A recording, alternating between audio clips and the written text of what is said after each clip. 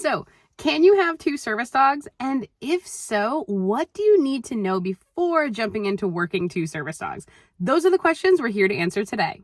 Hi, I'm Laura from Doggy U, and I'm a certified guide dog mobility instructor, service dog trainer, and trick trainer. And I am still traveling the country right now for 2 months or so. So I am in my bedroom / office / all of the things here with Miss Cool Whip, who is having a nap because it's another little bit of a rainy day, but we're hoping to go out hiking a little bit later. Anyways, let's get started.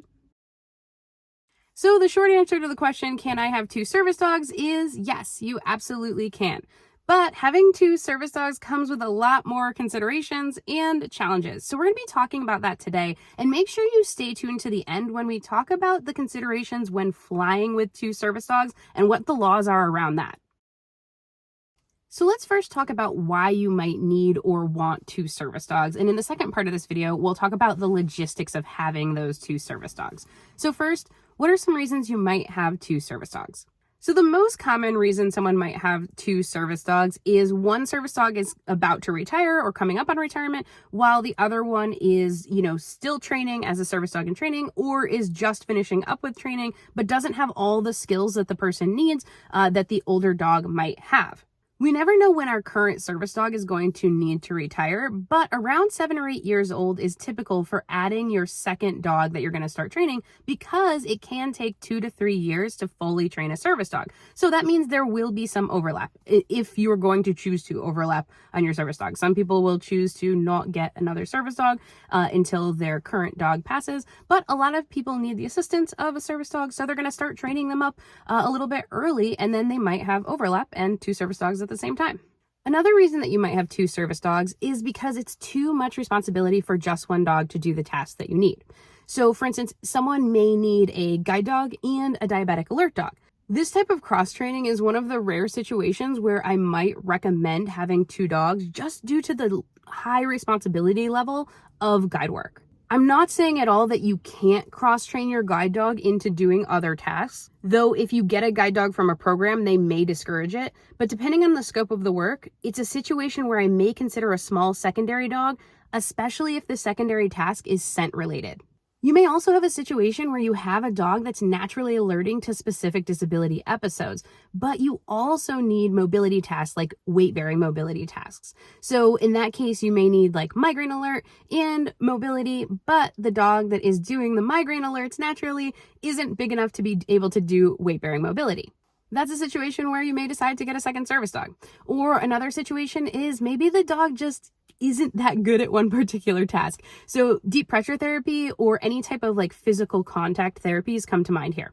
Some dogs are really natural cuddlers, and most dogs can be taught to do these behaviors, but some dogs just really enjoy it more than others. So you may need that particular task, the dog you have, not super cuddly, not super into long duration body contact. And so you might decide to get a different dog for those particular tasks and still use your other dog for the other tasks that they excel at. I've also heard people toss around the idea of having a backup dog or a secondary dog just in case the other dog isn't able to work, which happens from time to time throughout a dog's career for health or medical or injury related reasons, or they just need to get spayed or neutered and they need to have a week off to recover. So that can definitely happen. But in practice, I've rarely seen anyone train a backup service dog. Training a service dog is so time and resource intensive that I haven't actually seen anyone train a just-in-case dog in practice, because it would also involve a lot of logistics of making sure that that dog was up to date on their skills and their public access at all times. Now, I'm sure there's some other reasons that you might want to train two service dogs that I have missed here, so be sure to put those down in the comments below, along with let me know if you've ever considered working two service dogs or if you've actually worked two service dogs in the past. I'd love to hear about it. And while you're down there, make sure you boop that like button. It lets me know that you want to see more service dog videos. Plus, Jake, Cool Whip, and I would be so grateful. So now let's talk about what to consider before you decide to train two service dogs. So there's a big difference between working two dogs separately and working two dogs together. Working two dogs separately is so much easier than working two dogs in tandem. And you may want to work two dogs separately if, for instance, you have your young dog and your older, more seasoned dog. And on the days that you just don't have the energy to be able to potentially be in training mode, or you're having a difficult health day, you're going to take out your seasoned dog. And then on the days that you have more energy and, more spoons in your drawer, you decide to work your younger dog, and that will help your younger dog become seasoned while still meeting your disability needs on any particular day, because it's definitely more intense to work that younger dog. That being said, even if you're working the dogs separately, you need to take into consideration the mental and physical exercise needs of the other dog that you might not be bringing with you. So are you going to have to wake up earlier to walk the dog that's being left home, or run them, or give them specific, food puzzle toys to keep them entertained before you're even able to go and work the dog that you're working for that day? If you're gone for a long time, who's going to let the dog out that's at home? These considerations are very similar to what you would experience if you had a pet dog and a service dog. But the other consideration is the frustration that one of the dogs may feel when being left at home. And they will get used to that routine, but it's definitely a hurdle that some dogs need to overcome. And you can do that with having very specific leaving routines that your dog enjoys. So maybe they get put in a crate with a really special Meat Kong toy, with some nice soft music playing or some white noise playing every time that you leave, so that they enjoy and look forward to the leaving process. Because definitely some frustration can happen. It's kind of similar to when you get a new service dog and you're doing a clean break transition like you would in a program where the new dog, is going to now be your full-time service dog and the other dog is being retired. It can take a couple weeks for the dogs to adjust to that situation. So we need to take that under consideration when we're consistently working two different dogs. So now let's talk about the scenario where you're working two service dogs at one time. First, we need to consider the extremely high level of training that each dog will need to be able to have to be able to function well in public access together. So just as an example, if you've ever tried to teach two dogs to loose leash walk together, you start with each dog separately, and sometimes you can just be nailing loose leash walking with the one dog, but then as soon as you put the two dogs together, they start pulling again. There's this added distraction that makes everything harder, and that can happen over and over again when you're working two service dogs. Definitely something that can be overcome, but the training process is more than double the length of time that it would take, because you're having to train each dog separately, and then you need to train them together as well. So next is the physical logistics of the situation. So how are you going to move together through the world with two dogs and one human? So what does that look like? Does it look like your guide dog is guiding on the left and your service dog is heeling on the right? Does it look like one dog is going to be heeling on the left and you have a very small dog that's going to be in a carrier on your chest?